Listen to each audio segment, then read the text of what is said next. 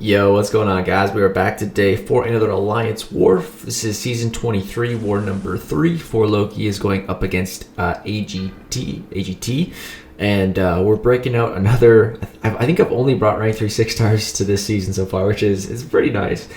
We're breaking out the Warlock today. We got 3 Warlock fights, and the last one's pretty cool. The first couple ones here. First up, we have a Mr. Sinister.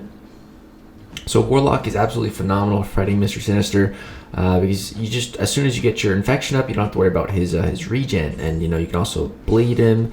If he tries to transfer the bleed, you're immune, so it doesn't matter. It's actually pretty nice if you have the synergy that gives him a fury for when he's immune to something against Mr. Sinister. It's pretty nice.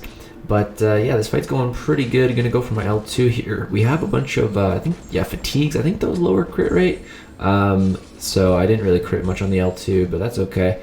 Not really a big deal. Just took a little bit of recoil damage, but it's fine. And yeah, Mr. Sinister goes down in about 50 seconds. Again, super easy fight with Warlock there. And I do have suicides on right now because why did I have suicides on? I don't even remember. I just had them on. I think I was doing incursions. Yeah, that was why. I was doing incursions with Brian. We did our push. We made it to zone 17 against Ian Hector. And yeah, I wanted to have suicides on for that. So I had suicides on still from that. And I was using Warlock. So I was like, I don't really want to take off suicides for Warlock. I do want to take them off for Torch. But I'll leave them on for this fight since we're going to be getting some willpower healing here. We have some weakness debuffs, and we have Claire's bleed debuffs on us. Her bleed debuffs actually heal us for willpower quite a bit. The bleeds from suicides though doesn't, but once that one fell off, you can see we're taking about 88 damage, and we're healing 200. There's 327. Yeah, 327. So that's some pretty nice healing, man. That's a pretty nice healing. So yeah, it really counteracted the suicides there, which was great. It's a good thing that guy didn't have despair. I don't think he had despair, or all those debuffs would eventually turn off my healing. Yeah, that guy definitely didn't have despair, so that was nice. You should be placing defense with despair. It's a pretty good mastery for a situation like that. I always have to go through despair. Despair is a phenomenal mastery to always be running.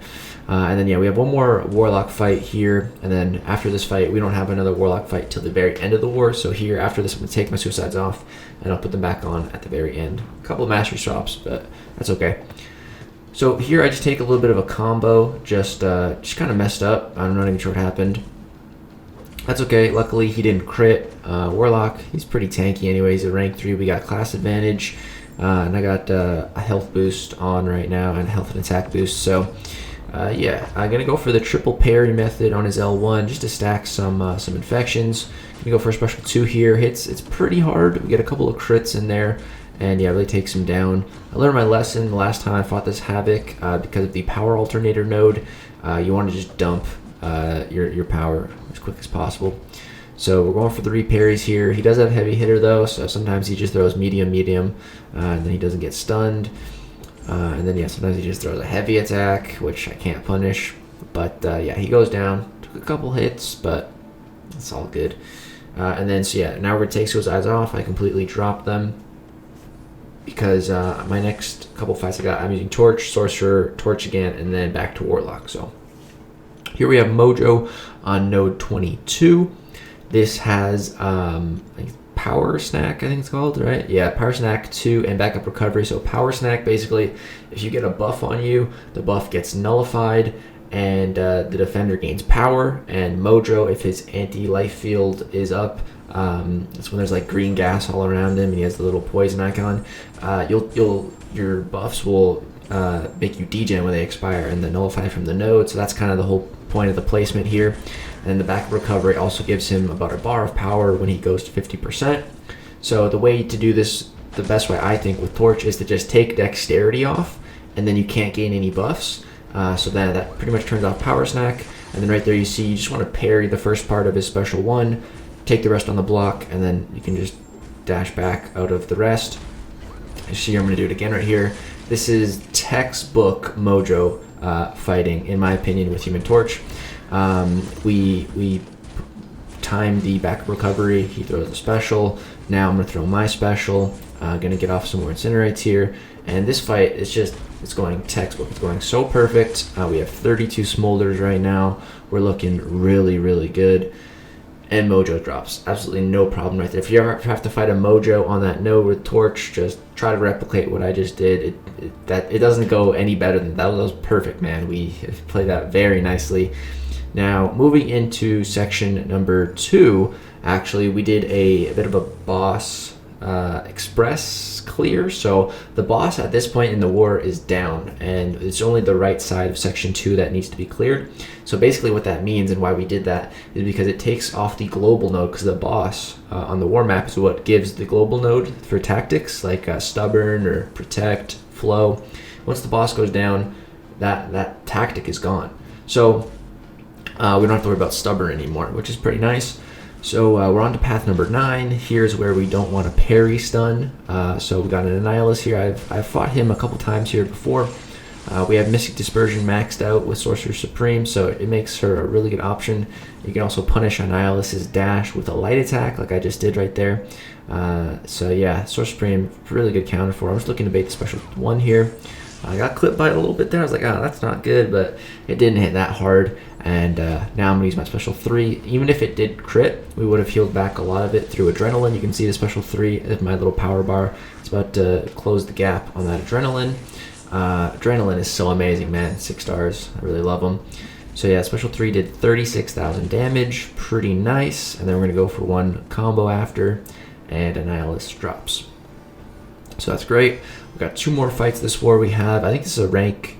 Yeah, so 6-star rank 3 Dr. Doom. We're going to be using Human Torch with our pre-fight. And yeah, so for this fight, we actually can stun. You can't stun on the previous node because it has one eye open. So if you hit the opponent while they're stunned, the damage will just be reflected.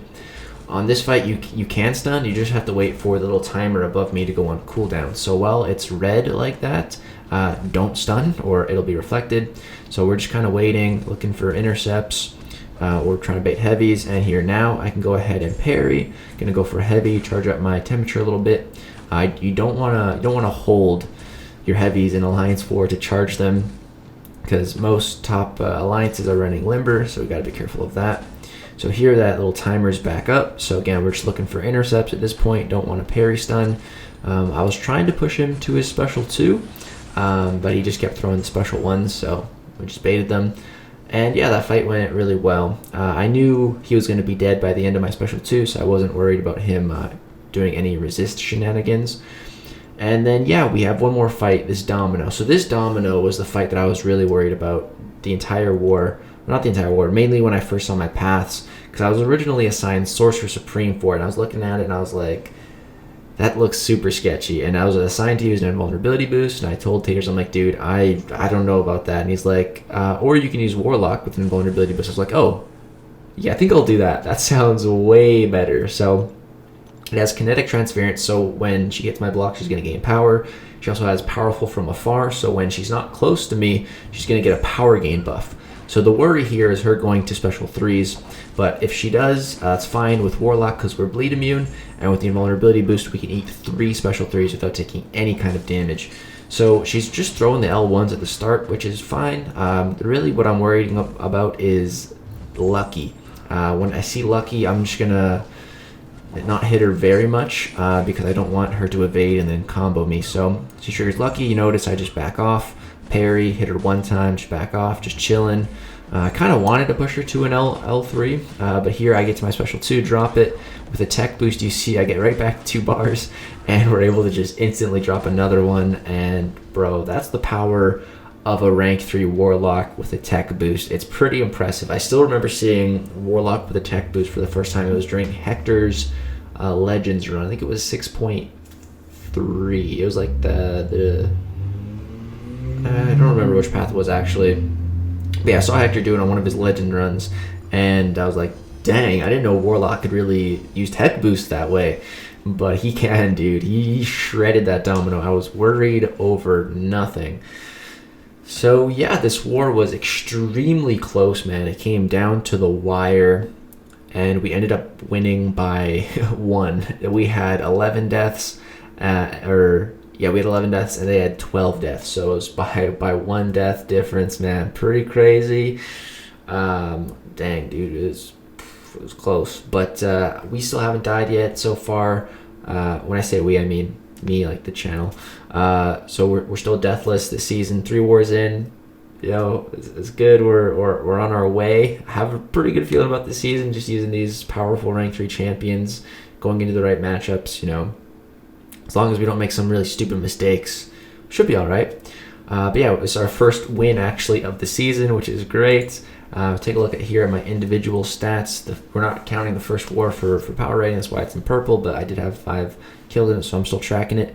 But yeah, I think I actually did get a card for this war, but when I'm recording this, it hasn't been made yet, but that's cool. We're in power rating, we're actually 3rd in BG3 and 7th overall in 4 Loki, which is cool. Like I said at the start of the season, I'm not really trying for anything crazy this season. Last season was nuts. Still kind of recovering potion and boost wise. I haven't used a single 30% boost this season yet. I only have a couple of them. Last season I used like 2 a war, so yeah, the boost dash needs to recover a bit. But yeah, that's gonna do it for this war video, guys. Hope you did enjoy some rank 3 Warlock action. Yeah, drop a like if you enjoyed. Subscribe to see more Alliance War content. Thank you so much for watching. Peace out.